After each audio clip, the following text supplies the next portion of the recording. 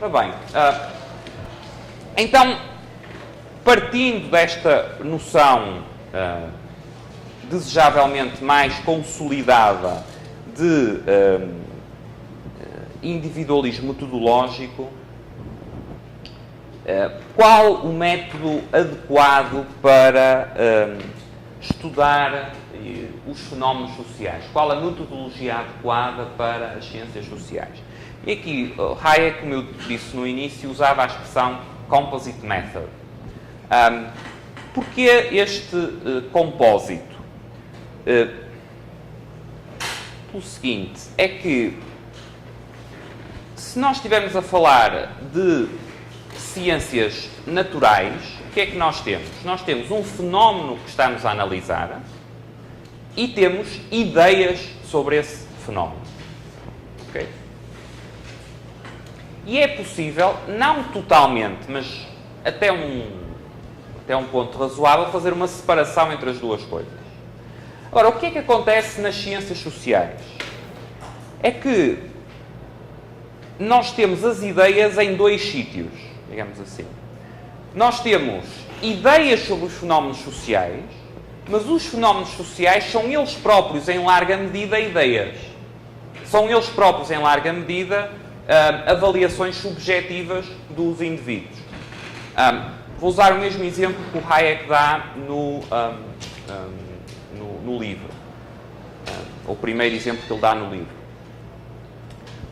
Se nós quisermos analisar a compra e a venda num mercado, certo? Portanto, se nós quisermos formar uma ideia ou várias ideias sobre como funciona, o que determina, o que influencia, quais as leis que existem em termos da compra e venda num mercado,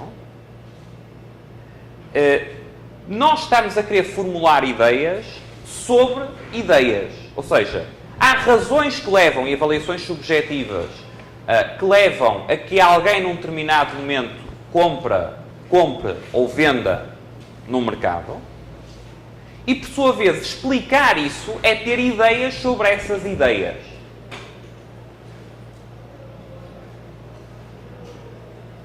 Certo? Ou seja, aquilo que nós estamos a explicar em ciências sociais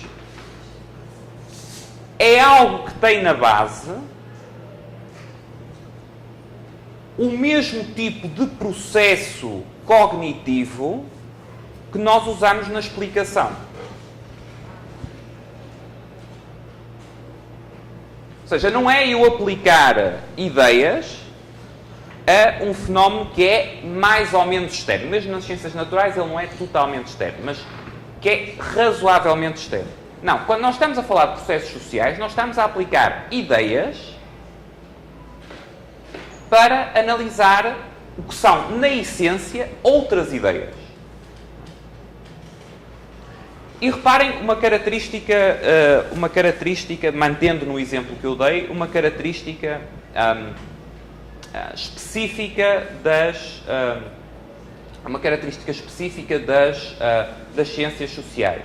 É que eu posso atuar no mercado segundo um determinado conjunto de ideias, portanto, enquanto ator no mercado, enquanto comprador e vendedor, e posso ter uma interpretação do que é o mercado, portanto, ideias sobre esse processo, radicalmente diferentes, mesmo tendo o mesmo tipo de atuação. Certo? Ou seja, o que é que isto quer dizer? Quer dizer que o facto de eu ser, por exemplo, um bom comerciante ou um bom investidor, não quer dizer que eu perceba como funciona o mercado.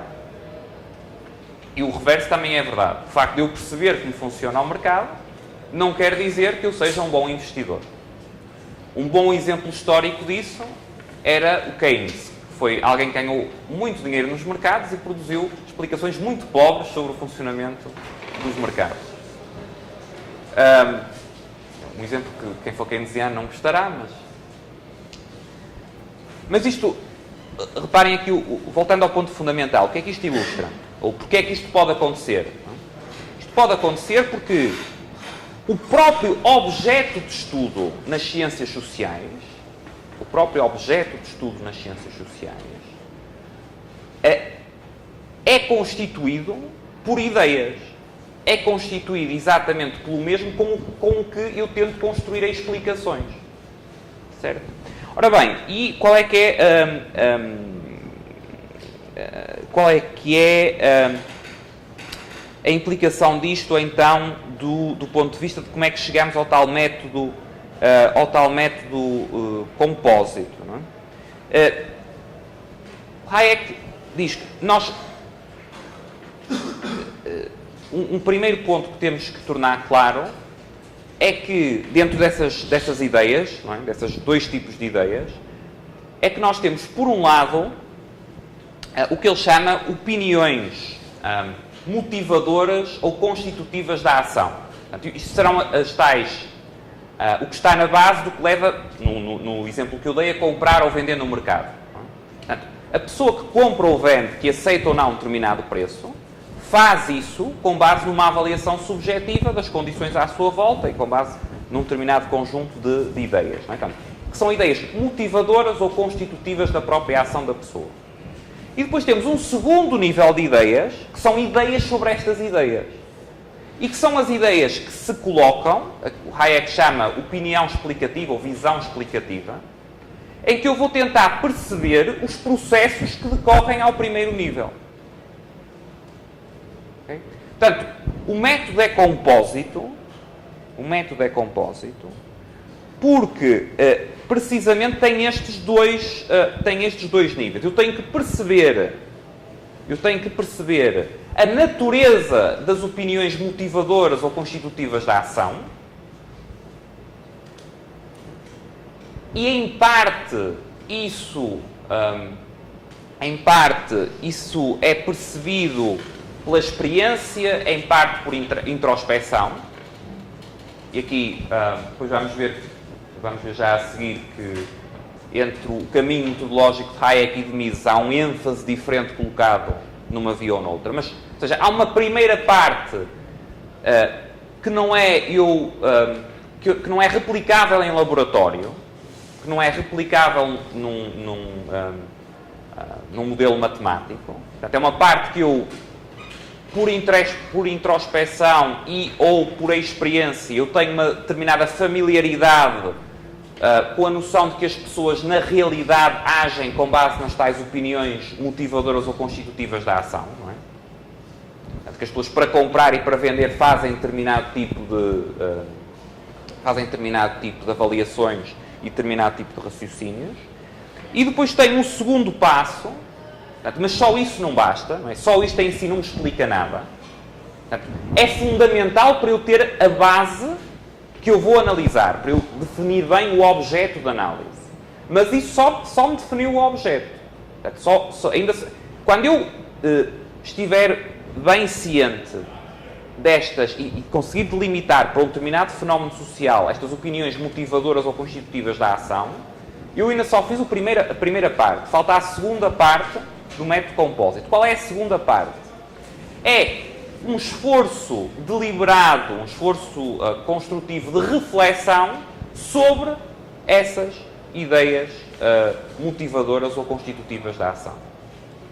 Portanto, as duas coisas, portanto, daí o Hayek usar a expressão método compósito, são essenciais. Se eu não apanhar bem as tais ideias motivadoras ou constitutivas da ação, por muito boa que seja a minha reflexão que eu faça em cima disso, não vai dar bom resultado, porque eu não delimitei bem o objeto. Okay? Portanto, se eu não perceber na base, na compra e na venda, o que é que está ali em questão, como é que as pessoas estão a agir, não é? Se eu achar se eu por falta de experiência ou por desajustamento intelectual me parecer que, por exemplo, na compra e na venda o preço não tem influência, que as pessoas, o comprador e o vendedor decidem pela cara da contraparte, eu, por muito boa que faça a reflexão em cima disso, nunca vou chegar a uma boa teoria, porque o objeto não está bem delimitado. Mas eu posso também ter uma excelente familiaridade, posso perceber por experiência e ou por introspecção muito bem qual é o objeto que eu estou a analisar, quais são as tais opiniões motivadoras ou constitutivas da ação que estão na base e que constituem o objeto de análise, mas depois posso fazer uma péssima reflexão sobre isso. Certo? Portanto, os dois elementos conjugados são importantes. Nas ciências naturais, o primeiro passo, eu não diria que é óbvio ou direto, como Hayek por vezes sugere, mas é bastante mais simples. Delimitar o objeto é mais simples porque eu não estou no objeto. Portanto, o método compósito das ciências sociais resulta de que é uma forma de analisar o mundo, mas em que o mundo está a ver a si mesmo. Portanto, não é o observador externo olhar para o objeto de análise, é, em certo sentido, o observador externo olhar para si próprio noutras funções. Okay?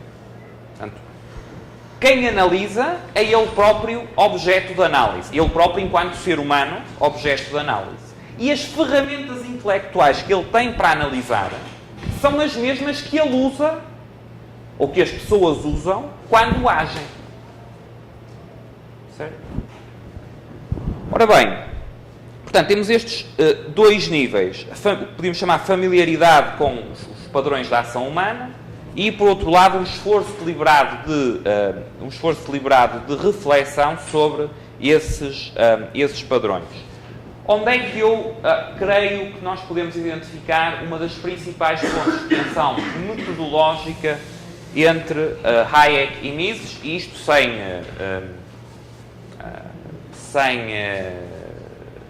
esquecer que eles concordavam, se calhar, em 90% ou 95% dos aspectos metodológicos. É que a praxeologia, e isso falaremos na quarta sessão deste módulo, a praxeologia, tal como Mises e depois Rothbard ainda mais a define, é algo que coloca bastante ênfase na segunda etapa, portanto, no tal esforço deliberado de reflexão. Portanto, veremos depois à frente, o método praxeológico, propriamente dito, parte de um conjunto de axiomas tidos como autoevidentes e, a partir daí, por uma cadeia lógico-dedutiva, chega a determinados postulados sobre a ação humana. Okay? E embora o Mises tenha passagens que são, neste sentido, perfeitamente hayekianas sobre a natureza dos axiomas, o Rothbard menos, na prática, o Mises, especialmente quando ele se refere ao que podemos tirar da praxeologia, tende a colocar mais destaque na tal segunda etapa, ou seja, que o tal esforço deliberado de reflexão, no caso praxeológico, será essencialmente a construção da tal cadeia lógico-dedutiva. Bem conseguido é o fundamental. Hayek realça que esse ponto é importante, mas que o primeiro passo é tão ou mais importante. Ou seja, que a tal delimitação do objeto, a tal, se quiserem, a familiaridade com os padrões de conduta, ou se quiséssemos falar em termos misesianos, os tais axiomas de partida, são algo que está muito, muito longe de ser, em muitos casos, autoevidente. Okay? Portanto, e que é algo que resulta, em parte, portanto, ainda que nós possamos e devamos construir depois aquela segunda fase, essencialmente por dedução, a primeira parte, para o Hayek, e para quem trabalha numa linha mais hayekiana, implica também uma componente importante de indução.